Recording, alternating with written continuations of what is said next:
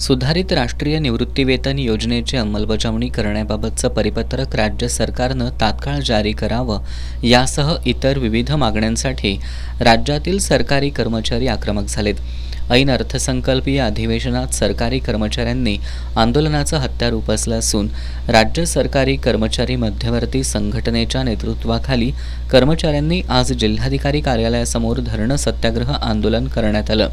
लाडकी बहीण, शेतकरी यांच्याबाबत जी आर्थिक धोरणं गतीने राबवली जात आहेत त्याच धर्तीवर लाडक्या सरकारी कर्मचारी शिक्षकांची आर्थिक निकड सरकारनं पूर्ण करावी अशी मागणी यावेळी करण्यात आली. प्रलंबित मागण्यांवर निर्णय न झाल्यास लवकरच सरकारी, निमसरकारी, शिक्षक, शिक्षकेतर, नगरपालिका, नगरपरिषद कर्मचारी समन्वय समितीची बैठक घेऊन हा लढा अधिक व्यापक करण्याचा इशारा यावेळी देण्यात आला.